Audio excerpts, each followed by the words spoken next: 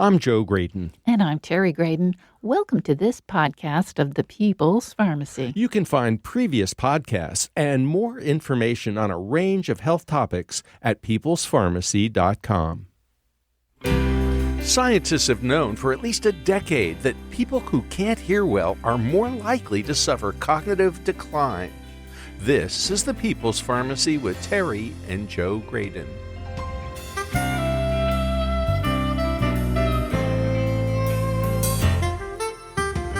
It seems sensible that correcting hearing impairment would help people maintain better cognitive function.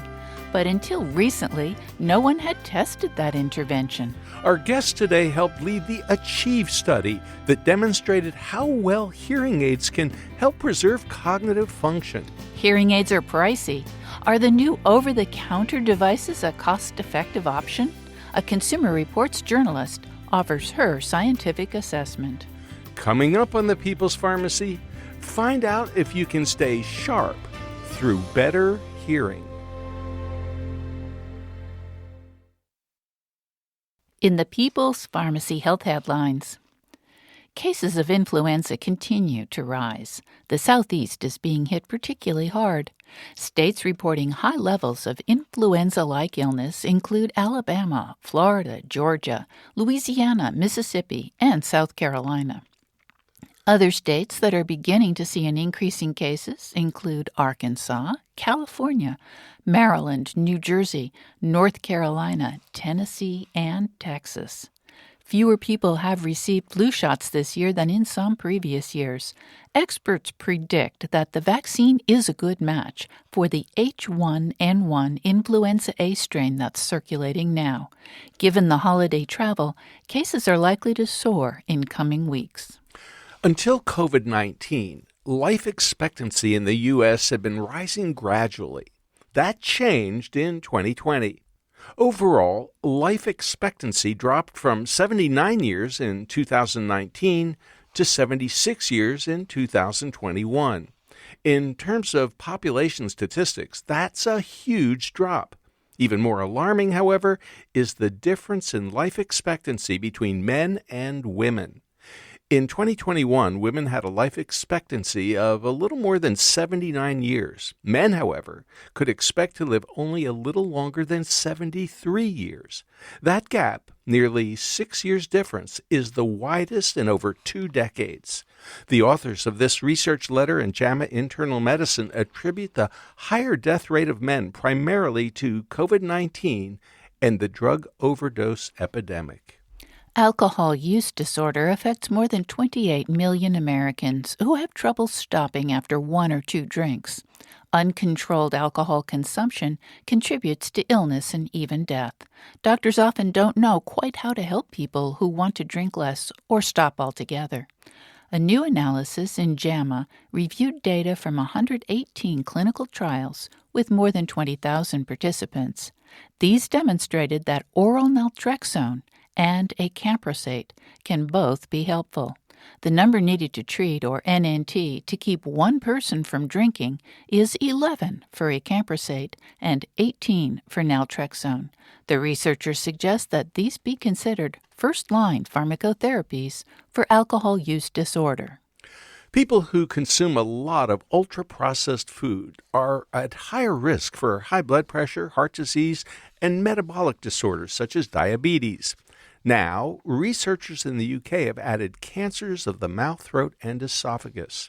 The data come from more than 450,000 adults in the European Prospective Investigation into Cancer and Nutrition, known as the EPIC cohort.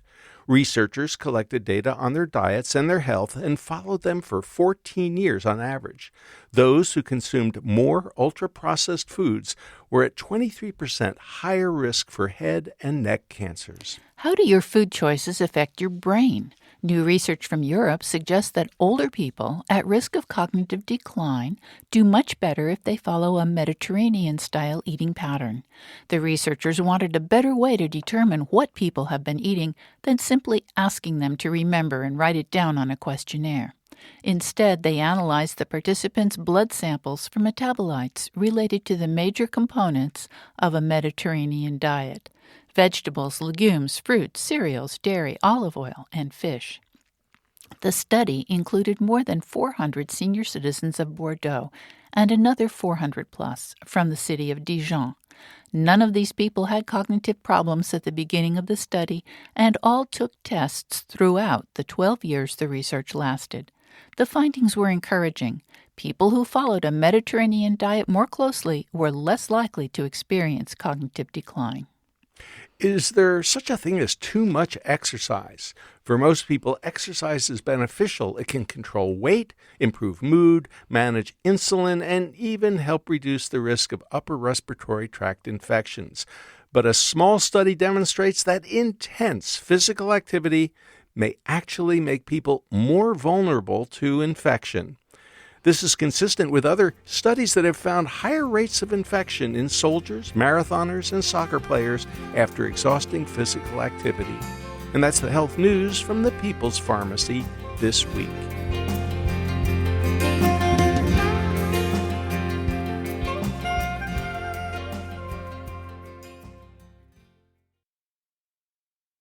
Welcome to the People's Pharmacy. I'm Terry Graydon. And I'm Joe Graydon. Have you ever had difficulty hearing people talk in a noisy restaurant? Do you have to ask people to repeat themselves so you can catch what they've said? It's estimated that about 30 million American adults have trouble hearing well. Does impaired hearing affect cognitive function? If you treat hearing loss, does that make a difference? To find out, we turn to Dr. Frank Lin. He's professor of otolaryngology at the Johns Hopkins University School of Medicine and director of the Cochlear Center for Hearing and Public Health at the Bloomberg School of Public Health. Dr. Lin is co-principal investigator of the ACHIEVE study. Welcome back to the People's Pharmacy, Dr. Frank Lin. Thanks for having me, Joe. Dr. Lin, you're the principal investigator of something called the ACHIEVE study that we would very much like to talk about today. What can you tell us about the ACHIEVE study? So the ACHIEVE study, Terry, it stands for the Aging and Cognitive Health Evaluation in Elder Study. And this was a randomized trial funded by our tax dollars, by the National Institutes of Health. And the trial set out to answer a really, really basic question. Namely, does treating hearing loss in older adults between the ages of 70 and 84, does in fact treating hearing loss reduce the rate of loss of thinking and memory abilities over a 3-year period, what we call cognitive decline? And the reason why we asked this question, Terry, is that going back over a little over a decade now, we have long known that hearing loss, just a bread and butter hearing loss we all experience as we age, as we get older, is linked with a much higher rate of cognitive decline, loss of thinking and memory abilities, as well as risk of dementia over time. But what we never knew until the ACHIEVE trial what does that actually mean, in fact, if we treat hearing loss, we use hearing aids and showing people how to use them properly, does that in fact reduce someone's risk over time? And that's what this trial set out to answer. Well, 3 years is not a really long time for an intervention, but do you have an answer to that extremely important question? You know, Terry, we sure do, fortunately. So in the trial, we basically we randomized. I mean, we recruited about 1,000 older adults between ages 70 to 84. They all had essentially a bread and butter, mild to moderate hearing loss. This is the hearing loss you would see about 50% of people in that age would have a level of hearing loss. And the very beginning of the study, they're healthy, and they're randomized, meaning the flip of a coin. They either got assigned to get their hearing loss treated, basically meeting with a study audiologist, getting hearing aids, showing how to use them. Or they got randomized to a health education control intervention, where they're basically meeting a one-on-one with a health educator to learn about just critical healthy aging topics, but that doesn't really obviously address their hearing loss.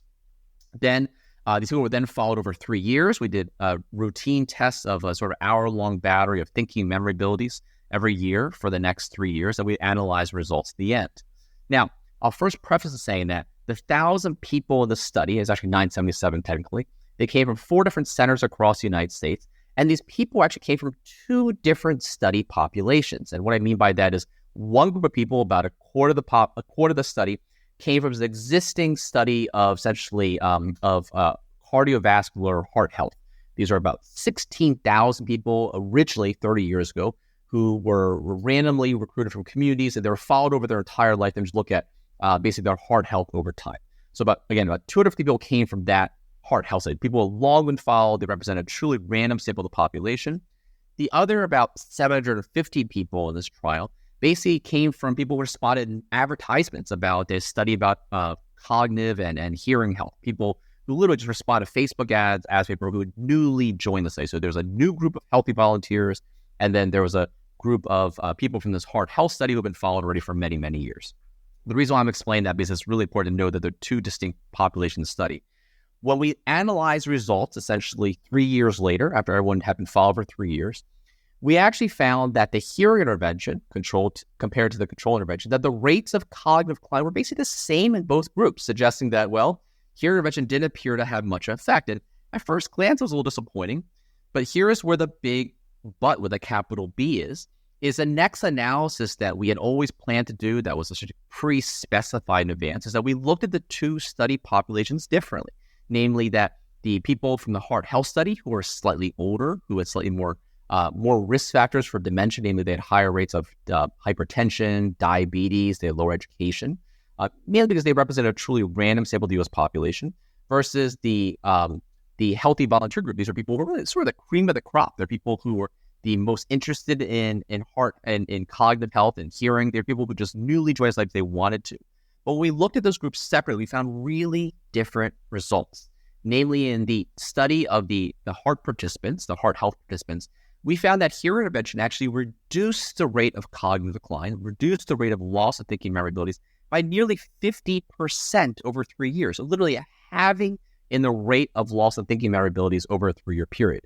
In contrast, in the healthy volunteer cohorts, we actually saw that there's no effective hearing intervention.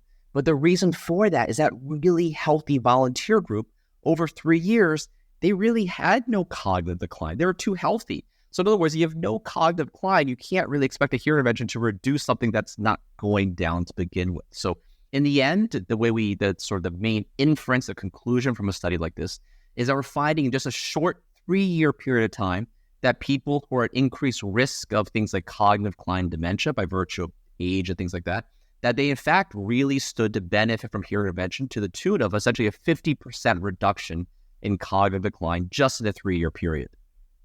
Dr. Lin, I don't know about you, but from where I'm sitting, that sounds phenomenal.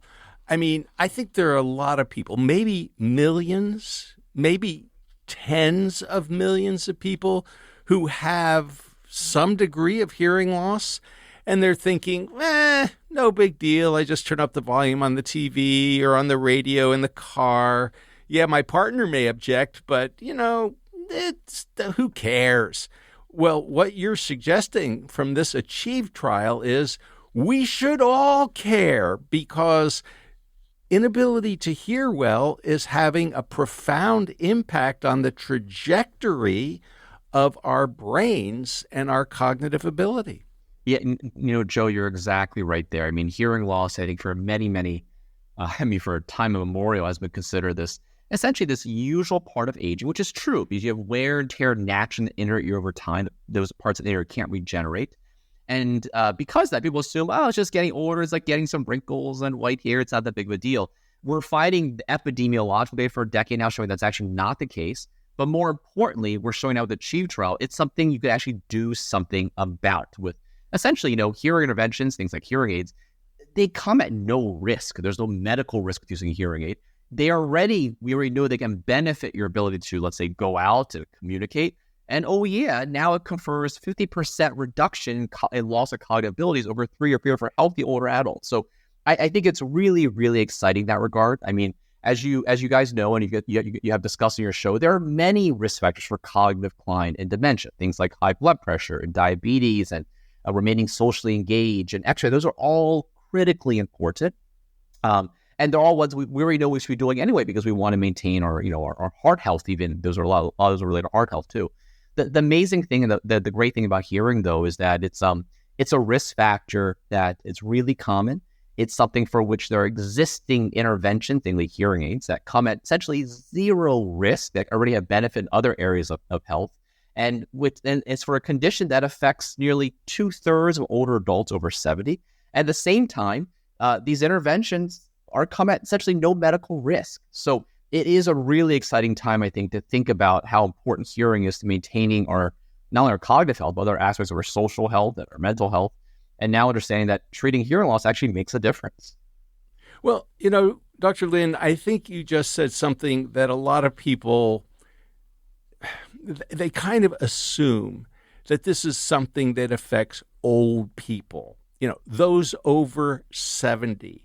But there are a lot of younger people these days who, because of, they've got stuff in their ears, their ear pods, their speakers are up real loud, that there are a lot of younger people who are beginning to have some degree of hear loss as well. And this study may have something to say for them over the course of the next couple of decades. Yeah, you're absolutely right, Joe. And in that sense, hearing it's not all of a sudden one day you wake up with hearing loss. I mean, people begin losing, quote unquote, your hearing essentially beginning your early 20s, over your lifetime, essentially after essentially your adolescence. Everybody, it doesn't matter who you are, everybody's hearing slowly begins to go down. And that's because the mammalian, the human inner ear, those cells in the inner ear, which are sending sounds to the brain, they can't regenerate. So over a lifetime of just noise exposure, aging, genetic background, things like that, we all lose our hearing as we age. And importantly, I think a lot of people don't think of it that way. They think of, one day I have hearing loss, or one day the hearing loss becomes, quote unquote, significant. It's actually a bad way to think about it. Hearing is just something that just naturally declines for all of us as we age. And it's not something you necessarily want to wait till like you're, quote unquote, 80 and you're stone cold deaf before you do something about. Like any other essentially medical condition, health condition, the earlier you begin to think about it and address it, and addressing doesn't necessarily mean even using hearing aid sometimes, but the earlier we know about it, we do something about it, the more important it is and its impact on our health over time. Dr. Lin, you've been pointing out that it's a continuum, how well we hear or how poorly we might hear. What's a tip-off to a person that it's time to go see somebody like Dr. Lin to see if we need hearing help? Well, Terry, it's a great question. And the running joke always is not that but everyone around you knows, right? And the reason for that is because as all of us slowly developing hearing, sort of lose a little bit hearing time, our brains get used to it in a bad way and a good way. So we sort of think it's other people mumbling, when in fact, that's what hearing loss is. It basically means sounds are not being clearly sent to the brain. And I think it's a big tip-off. If you feel like you're constantly asking, what anymore? Sounds like people are mumbling at you all the time. That essentially is what hearing loss is.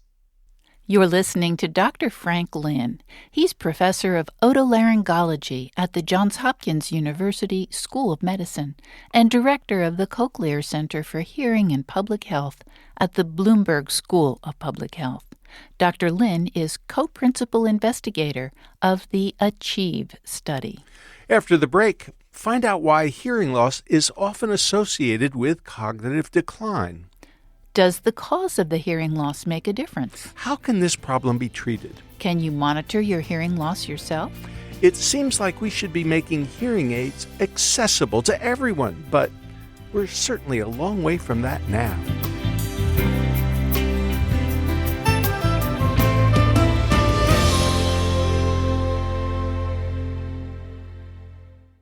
You're listening to The People's Pharmacy with Joe and Terry Graydon. Today's podcast is sponsored by NutriSense. That was the sound of the NutriSense biosensor. Using it has been a revelation, and it's shown me how I can make my healthy habits even better. On The People's Pharmacy, we've often discussed the importance of controlling your glucose levels. It has such an important impact on how you feel and how well you perform. With NutriSense, I get to track how exercise and food affect my glucose levels in real time. I was surprised to see how my body reacts to bread, and kind of delighted to see that a little piece of dark chocolate doesn't really push my glucose out of bounds. Focusing on the glucose response helped me control my cravings for crackers. NutriSense, that's NutriSense. NutriSense includes a continuous glucose monitor and an app that can help you make sense of the results. You also have access to a whole month of advice from a board-certified nutritionist who can help you figure out where your habits are supporting your health and how you might be able to make improvements. There are also clear learning modules to assist you.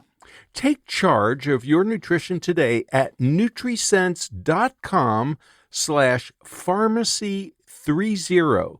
That's nutrisense.com/pharmacy30, where data-driven insights meets personalized nutrition. You'll receive a $30 discount off your first month, which includes 2 CGM continuous glucose monitor sensors, free shipping, and a month of professional nutritionist support. You can even use your FSA or HSA account for additional savings. That's nutrisense.com/pharmacy30. And thank you, NutriSense, for supporting today's show.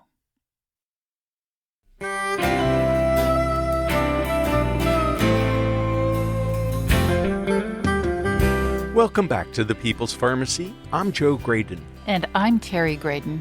The People's Pharmacy is made possible in part by CocoVia dietary supplements.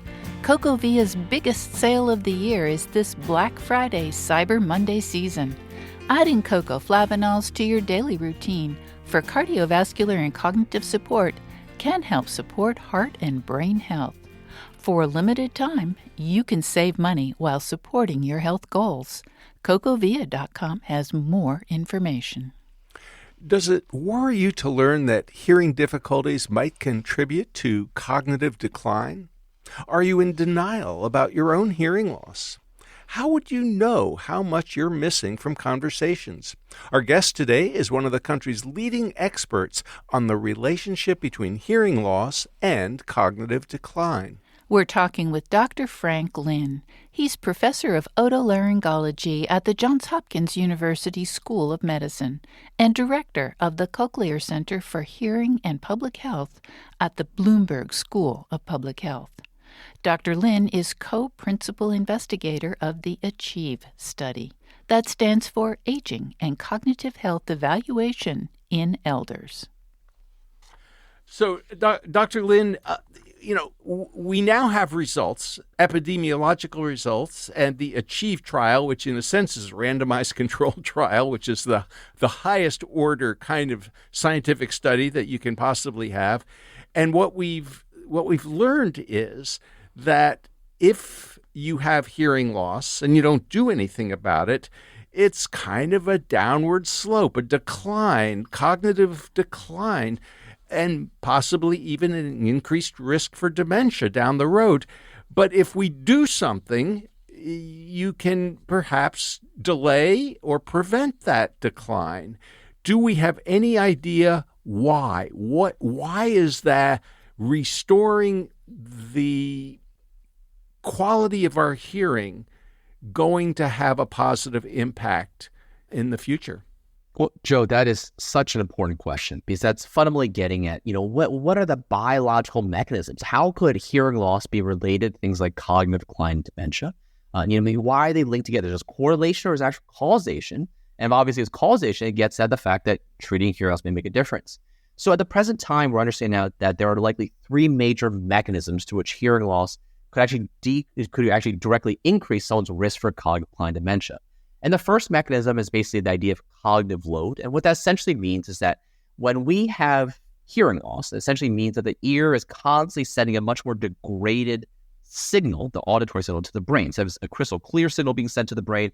It's a much more degraded signal because there's been damage to the inner ear over time from aging the inner ear. And in turn then, if the brain's getting a much more degraded signal from the ear, we know now the brain has to work much harder to process and decode that sound. And that gets the idea then, does the brain actually, and we actually know this now, does the brain actually have to reallocate more brain resources, more brain power per se, to dealing with that degraded sound? And does that then come at the expense of our thinking and memory abilities? Namely, does a brain have to use resources that otherwise could have supported our thinking and memory abilities, and instead have to use those resources now for basically essentially helping hearing, when instead those resources could have helped, again, support our cognition, protect the brain against other pathologies that do contribute to dementia, like Alzheimer's disease, for instance. So that's one mechanism, the idea of cognitive load. The second mechanism, it sounds similar, but it's actually very different. And it's the idea that hearing loss in of itself, through essentially a reduced auditory stimulation of the brain, auditory deprivation, it leads to faster rates of brain atrophy. Namely, if you're not getting or you're getting decreased stimulation of parts of the brain that are important for language and sound, do those parts of the brain begin decaying or atrophying faster? We actually do see this now in both, longitudinal human studies as well as animal studies. And the final mechanism is the idea that hearing loss in some way, shape, or form can contribute to social isolation, or you may not go out as much, or if you do go out, you may not be as engaged in the conversations, or you may not be as cognitively stimulated more, or take part in activities that are cognitively stimulating. And in turn, we now know that those activities, those social activities, those are incredibly important for maintaining our cognitive health over time. So the reason why we think now that the hearing intervention, the ACHIEVE trial, which was essentially the trial that which really began to really nail this down, is that theoretically you could imagine those three mechanisms: cognitive load, brain stimulation, social isolation, that treating hearing loss with things like a hearing aid, or maybe something like a cochlear implant for those of a severe hearing loss, that a hearing intervention could directly modify those pathways, affect those pathways, reduce cognitive load, provide more brain stimulation, help someone go out more, and that could in turn reduce cognitive decline. But that was always just a theoretical idea. It made sense plausibly, but is that in fact the case? And what the ACHIEVE trial really did was actually do that trial, randomize some people about hearing aids, some people didn't, and see whether it makes a difference. And lo and behold, after 3 years, it really does appear to make a big, big difference. This podcast is made possible in part by Gaia Herbs. For more than 30 years, Gaia Herbs has nurtured the connection between people and plants to deliver nature's vitality. Their full-spectrum formulas are designed to provide an herb's complete array of beneficial compounds with nothing artificial to get in the way. Learn more at GaiaHerbs.com. That's GAIA herbs.com. Dr. Lin, does it matter what your hearing loss is due to? I'm assuming, and I may be wrong here, you can correct me, that there are more than one reason why people may begin to experience hearing loss. Is the same treatment going to work for all of those reasons? Yeah, great question, Terry. So yes, theoretically, I'll put my hat on as an otologic surgeon here. There are theoretically many different forms of hearing loss. You have hearing loss that come from a conductive loss, basically meaning the ear bones or your eardrum don't work very well. And then you have things like sensor neural hearing loss, basically meaning the inner ear, the cochlea, right? That's been damaged from a variety of different causes. And the key thing here is when we're talking about the hearing loss that everybody's going to experience as all of us age, we're really talking about the sensor neural hearing loss. The cochlea, the inner ear, gets damaged because those cells can't regenerate, and instead a much more garbled sound goes to the brain. Now, that being said, that's the hearing loss that all of us are going to be experiencing as we all of us age. Now, I think another aspect of that is that there are different causes of that. There are noise-related, noise can contribute to sensor neural hearing loss. Just general aging and mitochondrial dysfunction, inflammation can contribute to it, as well as even cardiovascular disease. Small vessel disease of the inner ear can also contribute to hearing loss.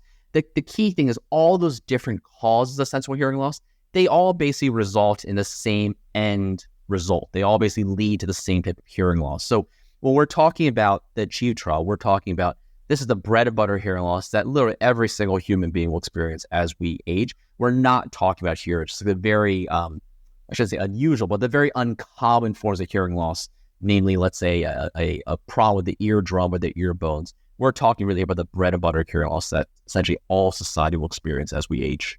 Now, I suspect a fair number of our listeners have some degree of hearing loss, whether they are teenagers, middle-aged, or older folks. But most people, they may say, huh, what? What'd you say? But they don't actually go in and have their hearing tested. I mean, it seems complicated. It may even be expensive. Maybe your insurance won't cover it. And I'm wondering, how would somebody monitor their hearing loss themselves? Is there some way that people can actually check with an app, for example, whether or not they are beginning to experience some degree of decrement? So, Joe, I'm so glad you asked that question because from a impact point of view, that is really the next critical question. Namely, okay, we show now there was beautiful randomized controlled trials sponsored by NIH-funded tax dollars that treating hearing loss makes a difference. Well, what does that mean for me? And that's the next question. How do you even know if I have a hearing loss? So this I'm really excited to talk about because this represents over a year of work now. But we've been partnering at Johns Hopkins of Bloomberg School of Public Health with something called the Consumer Technology Association. And this is the trade group that represents all the big consumer electronics manufacturers, Samsung, Bose, Apple, all these manufacturers belong to the CTA, the Consumer Technology Association.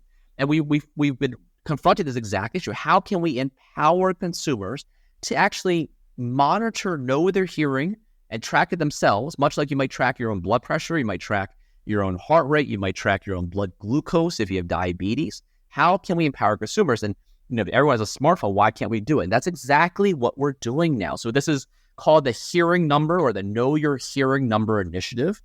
For your listeners right now, I encourage, if you guys can, go to this website. It's called hearingnumber.org, O-R-G. This is a site that we developed at Johns Hopkins Bloomberg School of Public Health. And what it basically is basically we're about to have a kickoff initiative with the Consumer Technology over the next several years and with various other partners around the country and the world to empower consumers that everyone on their smartphone can start monitoring their own hearing. And you're getting something called your hearing number. All that basically is, that hearing number basically represents how loud do speech sounds, basically the main parts of speech sounds, which run between 500 and 4,000 hertz. Those are the frequencies involved.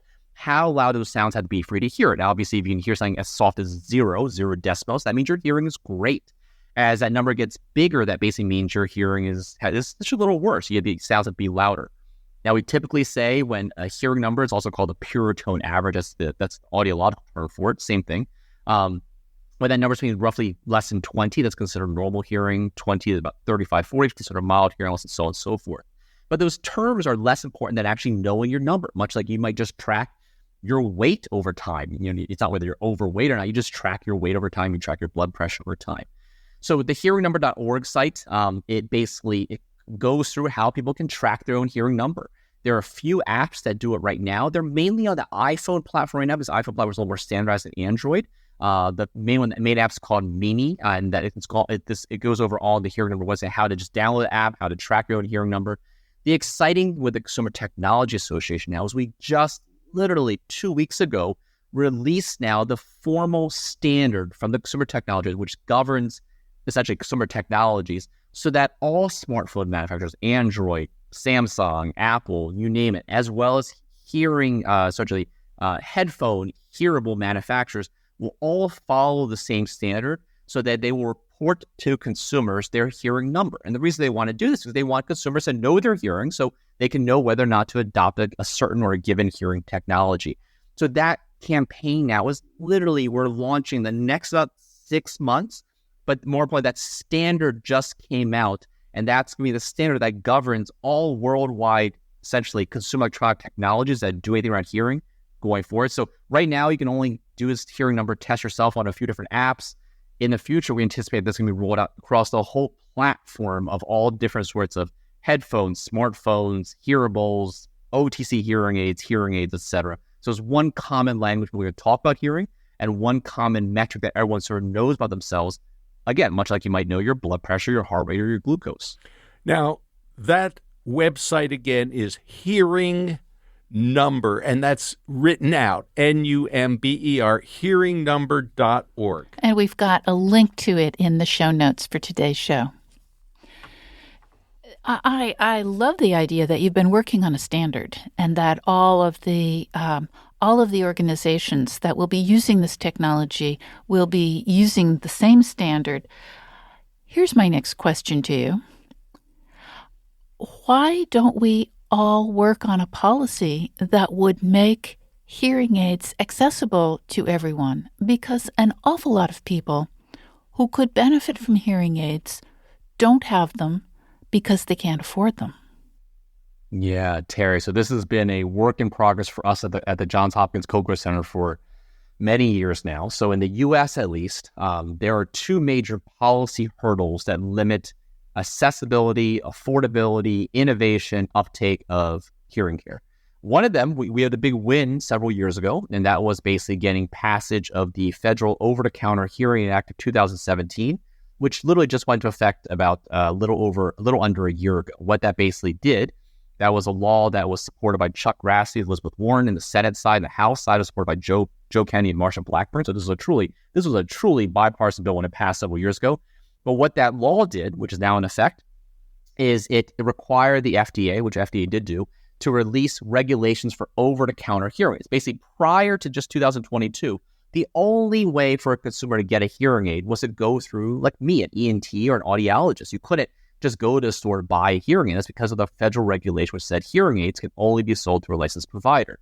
And because of that, until essentially recently, but still the case for at least a little bit longer, there were only 5 manufacturers that controlled essentially the world's hearing aid marketplace. Because companies like, let's say, Apple or Samsung or Bose, they couldn't enter the hearing aid marketplace because they couldn't sell to consumers.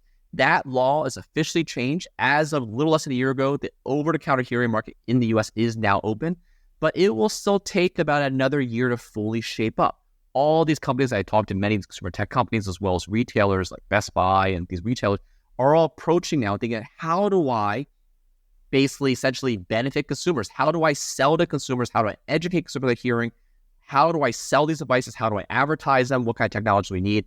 This is all going on in real time now. And I think you're going to see in the next year a lot of incredible innovation now from various companies, many of which are well known, which have not been the hearing aid space or hearing augmentation space before, but which are going to accelerate in the next year. So I think that level of innovation and I would say accessibility and affordability is coming very quickly over the next year or two. And I'll just mention one company I'm really excited to mention. I have no financial affiliation with this company, but I learned about what they did recently, is actually the company EssilorLuxottica, a company that no one's ever heard of before, but you sort of have. EssilorLuxottica, they own Ray-Ban, they own Oakley, they own LensCrafters. They control a lot of the world's vision market. They officially announced, I think 2 weeks ago, in a big, massive sort of media splash public release, they are officially entering the hearing market in the next year with glasses that essentially function invisibly as hearing aids, as in there's nothing in your ear. They look like a normal pair of stylish Ray-Ban or Oakley or Prada sunglass frames or eyeglass frames. But lo and behold, the hearing aids embedded into the temple piece of the eyeglasses, and whoever you look at is what you hear. I had a chance to personally try these on, the prototype, about a few weeks ago when I was in Europe, and they are amazing. I was sitting in the basement of, I should say basement, it was really to the lower level of this really beautiful grotto Italian trattoria restaurant, which was, you can imagine, incredibly loud and noisy. And whoever I looked at the dinner table was who I heard. It was amazing. And I had, quote unquote, normal hearing, I should say, but it was amazing. So I think you're seeing that innovation come about quickly. So that's one policy, which we already had a big win with by working the National Academies, the White House, and Congress several years ago. The other piece you're getting at, which is something we've been working on for many years, and we did get close, I'll tell you, about a year and a half ago, is actually changing Medicare, and Medicare influences other private insurers, but changing Medicare so that Medicare would begin covering hearing aids as well as the services of an audiologist to help counsel, educate someone about what to do about their hearing. Right now, those things, hearing aid or hearing counseling related services as hearing aids, are not covered by Medicare. There's statutory exclusion under law in Medicare for many reasons. And to change that, you have to change federal law. We've been working on that legislation with Congress for many, many years. We got really close in 2021, the Build Back Better bill. That was a $1.75 trillion pro-spending bill. That actually had a $35 billion carve-out specifically for Medicare hearing coverage. Unfortunately, as we may or may not remember, the Build Back Better bill didn't advance, got stalled in the Senate. But we're hoping in the next year, especially with the results of the Achieve trial, that we can resurrect, again, the importance of a Medicare hearing benefit, not only for the essentially just so people can communicate and hear again, but more important for the huge benefit of society and public health. If we can then begin to delay things like cognitive decline, delay things like dementia, and all its associated costs, that is a huge difference for our society and our federal, essentially our federal bank book, basically. Dr. Frank Lin, thank you so much for talking with us on the People's Pharmacy today. Thanks so much, Terry and Joe. You've been listening to Dr. Frank Lin, professor of otolaryngology at the Johns Hopkins University School of Medicine and the Bloomberg School of Public Health. Dr. Lin is co-principal investigator of the ACHIEVE study and director of the Cochlear Center for Hearing and Public Health. After the break, we'll find out about new over-the-counter hearing aids. What's the difference between those and a personal sound amplification product? The high cost of prescription hearing aids is an important barrier for a lot of people who might benefit. What should consumers consider if they think they might benefit from better hearing?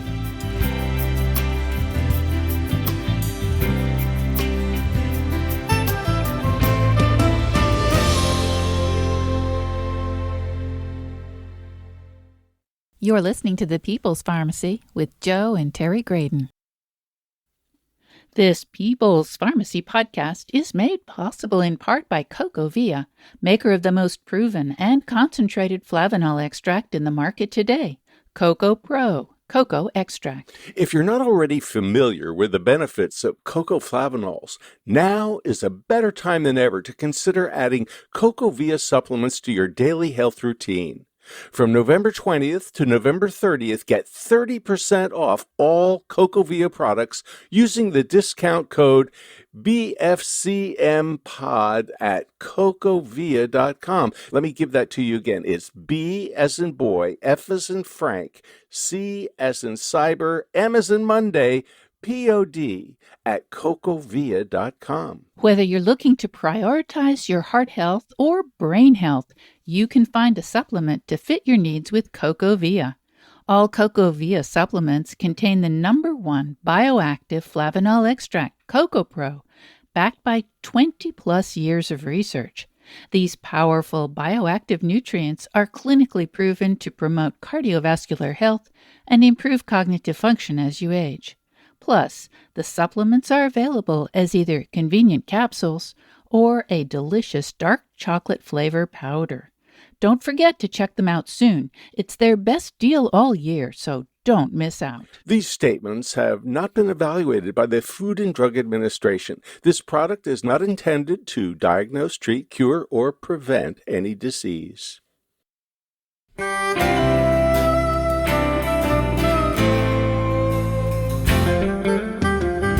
Welcome back to The People's Pharmacy. I'm Terry Graydon. And I'm Joe Graydon. The People's Pharmacy is made possible in part by CocoVia dietary supplements. CocoVia's biggest sale of the year is this Black Friday Cyber Monday season.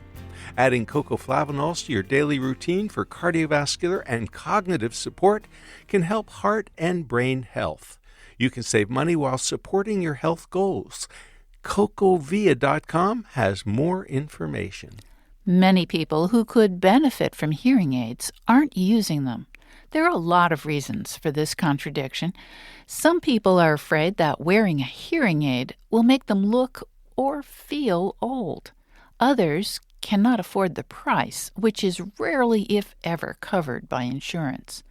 But the Food and Drug Administration recently changed its regulations to allow over-the-counter sale of hearing aids. Will that make a difference? Is it safe to try non-prescription devices? To learn more about the pros and cons of over-the-counter hearing aids, we're talking with Catherine Roberts. She is a health journalist for Consumer Reports. Welcome to the People's Pharmacy, Catherine Roberts. Thank you so much for having me. Catherine, about a year or so ago, the Food and Drug Administration approved over-the-counter hearing aids. In other words, you didn't need a prescription. What do we need to know about these OTC hearing aids and other devices, sometimes referred to as personal sound amplification products? So first off, I'll just say that OTC hearing aids and personal sound amplification products are actually two different things. And we can get into that later. But the main thing to know about over-the-counter hearing aids is that they are only for people with mild to moderate hearing loss. If you have severe hearing loss, really profound hearing loss, these are by design, not for you. And most people with hearing loss do have hearing loss in kind of the mild to moderate range. So there are a lot of people out there potentially who could benefit from these, but just it's really important to keep in mind that those more severe hearing loss cases, this is not the device for you. Well, what is the difference between a OTC hearing aid and a personal sound amplification product? It's a really good question. And part of what the FDA did when it was coming out with these new rules last year is provided some additional guidance to more clearly delineate between the two. Before OTCs came out, it was a little bit more of a muddled market, but essentially an OTC hearing aid or a prescription hearing aid is a device that is intended to compensate for hearing loss that you have. And a personal sound amplification product, or a PSAP, is a hearing device that is not meant to compensate for hearing loss. So you might use it in situations like I know that hunters use them, bird watchers will use them, things like hearing a lecture or something like that. The FDA has made it very clear that if you're making a device that is not following the rules of the OTC or prescription hearing aids, then you are not allowed to market it as compensating for hearing loss. And that was something that we kind of saw a lot in the pre-OTC days, is these PSAPs. Those rules were still in effect back then. They really weren't supposed to be marketed for hearing loss, but there was a lot of blurry lines around that where, sometimes PSAPs would be the only thing that people could access, and it did make sense for people to try them. Now that we have OTCs, there's less of a need to kind of go to those non-hearing aid devices, if that makes sense. Yeah, I think it does make sense, Catherine. Now, one of the big differences between prescription and over-the-counter hearing aids that is going to be very obvious to most of our listeners is the price. Because that's right. prescription hearing aids are very expensive and insurance mostly doesn't cover them. So what can you tell us about other differences? Yeah, so you're absolutely right. Price is the big one. One of the big ones that's going to be most obvious to consumers. There's a few technical specifications that are different that the FDA has spelled out. So there's a limit on OTC hearing aids on the total volume output. So they can't go above a certain loudness, essentially, in the ear. That's a big one. And that's, again, part of why they're only for mild to moderate hearing loss and not going to be able to compensate for more severe hearing loss. So that's a big one. There's a few other specifications that they have. But really the other huge difference is how people are buying them, in that with an OTC, you're kind of on your own.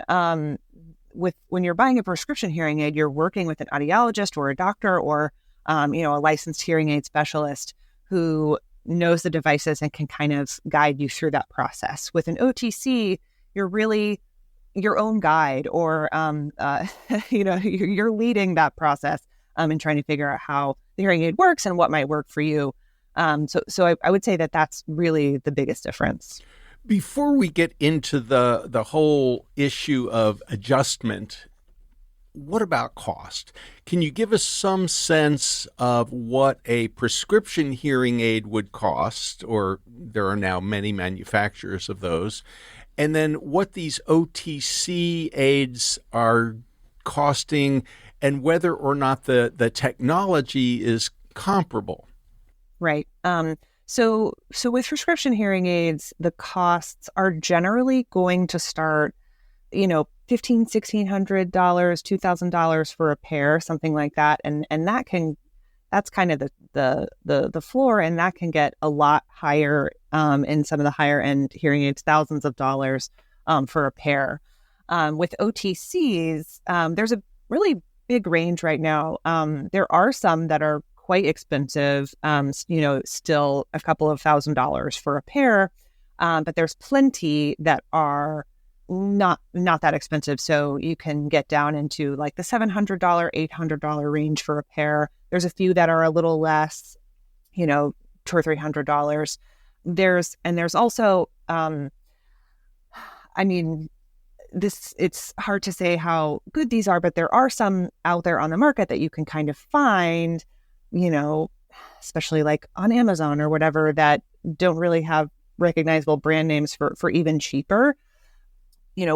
Consumer Reports has not, necessarily tested any of those types of brands, but I would warn consumers just generally that to be on the lookout. I don't know how good of qualities those are at those price levels. Yeah. Now, the technology itself. I mean, if we were to go to an engineer who knows something about audiology and take apart one of the over-the-counter devices that run around maybe, say, $1,000 for a pair and compare them to a pair that you would spend $3,000 for, is there a dramatic difference, or are they basically all working the same way?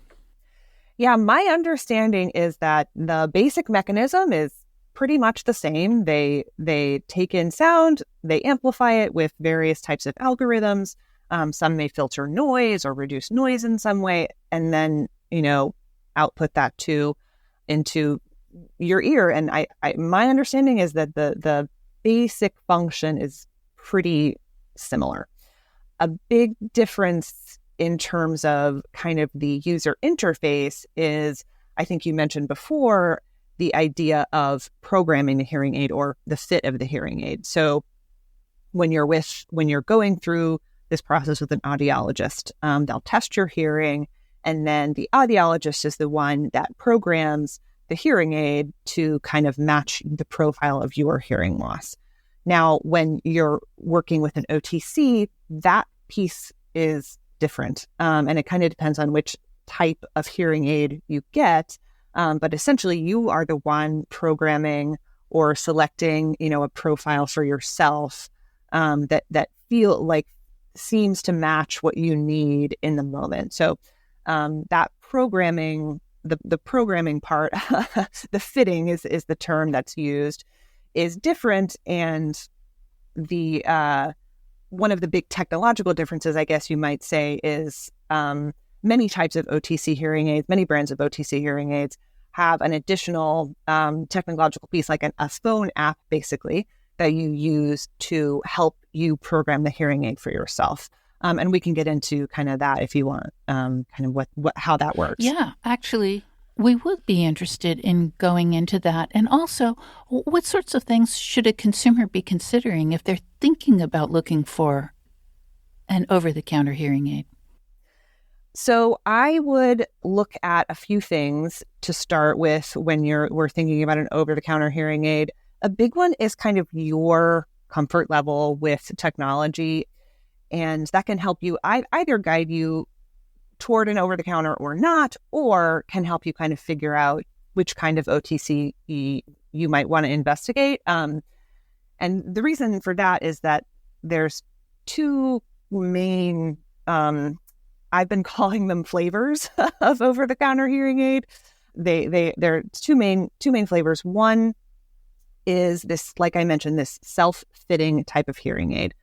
And I'll talk about that first because I think that in general, that maybe if you're kind of if you're more comfortable with technology and feel good about your ability to kind of go through an app and respond to prompts and work with the phone and the hearing aid at the same time, I think that maybe has a lot of promise for people because you're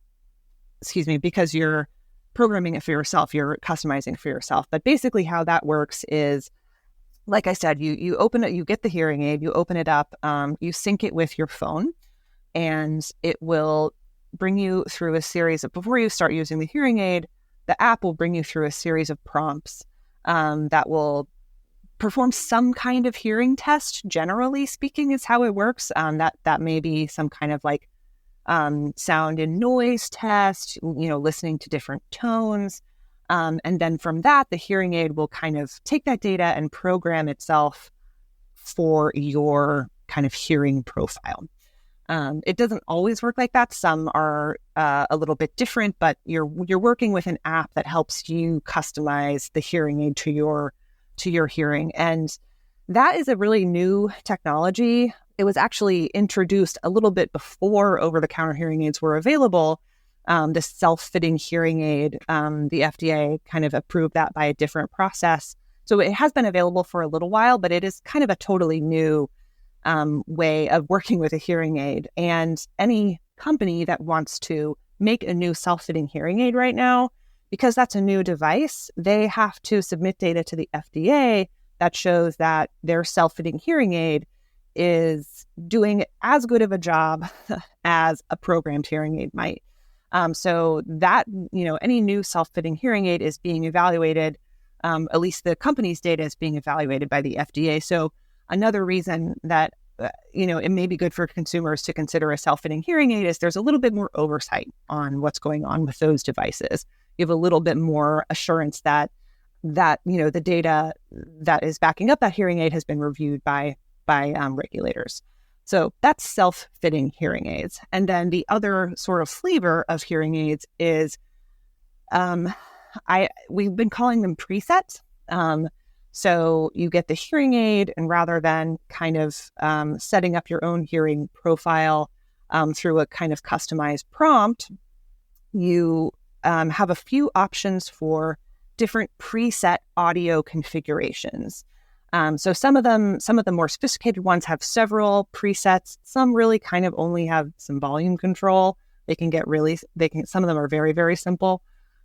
But basically, those are pre-programmed audio programs, and you can sort of toggle through them to kind of see which one you want and is going to work for you best in different situations.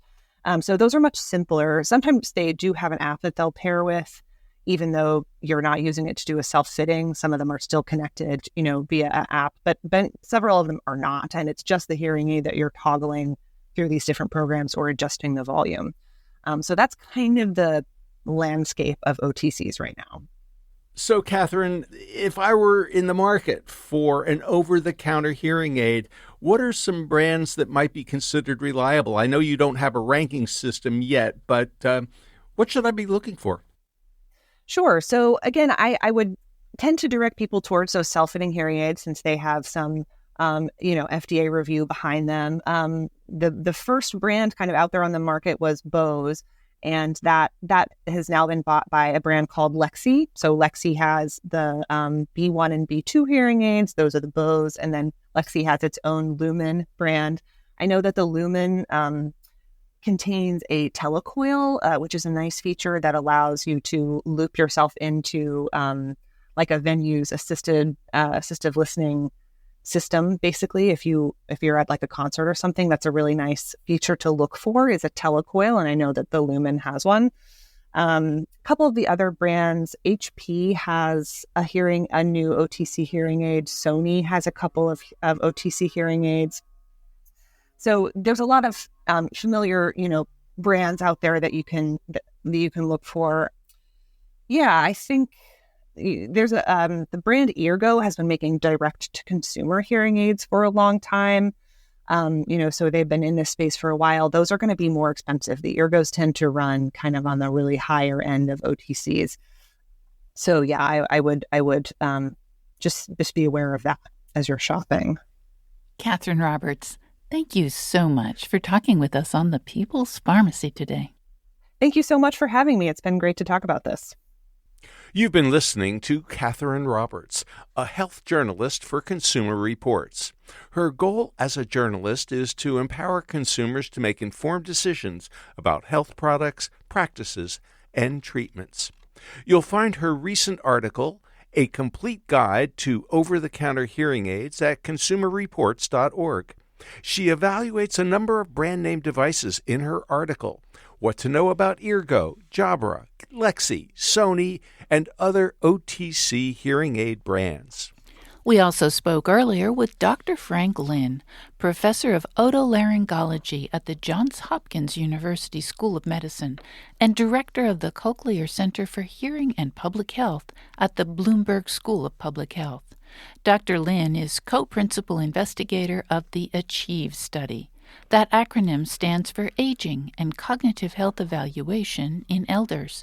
There's a link to Dr. Lin's research in the show notes on our website, and there's also a link to the website he mentioned, hearingnumber.org. Lynn Siegel produced today's show. Al Wodarski engineered. Dave Graydon edits our interviews. B.J. Liederman composed our theme music. This show is a co-production of North Carolina Public Radio, WUNC, with the People's Pharmacy. The People's Pharmacy is made possible in part by CocoVia Dietary Supplements. CocoVia's biggest sale of the year is this Black Friday, Cyber Monday season. Adding cocoflavanols to your daily routine for cardiovascular and cognitive support can help heart and brain health. You can save money while supporting your health goals. CocoVia.com has more information. Today's show is number 1364. You can find it online at peoplespharmacy.com. That's where you can share your comments about today's interview. Have you tried prescription or over-the-counter hearing aids? What has that experience been like? You can also reach us through email, radio@peoplespharmacy.com. Our interviews are available through your favorite podcast provider. You'll find our show on the website, peoplespharmacy.com, on Monday morning. At peoplespharmacy.com, you could sign up for our free online newsletter and get the latest news about important health stories. When you subscribe, you also have regular access to information about our weekly podcast, so you can find out ahead of time what topics we'll be covering. In Durham, North Carolina, I'm Joe Graydon. And I'm Terry Graydon. Thank you so much for listening.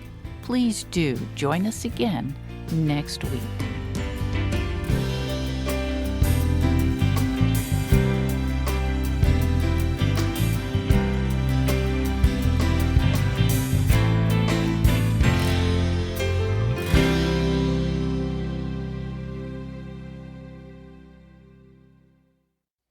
Thank you for listening to the People's Pharmacy Podcast. It's an honor and a pleasure to bring you our award-winning program week in and week out. But producing and distributing this show as a free podcast takes time and costs money. If you like what we do and you'd like to help us continue to produce high-quality, independent healthcare journalism, please consider chipping in. All you have to do is go to peoplespharmacy.com/donate. Whether it's just one time or a monthly donation, you can be part of the team that makes this show possible. Thank you for your continued loyalty and support. We couldn't make our show without you.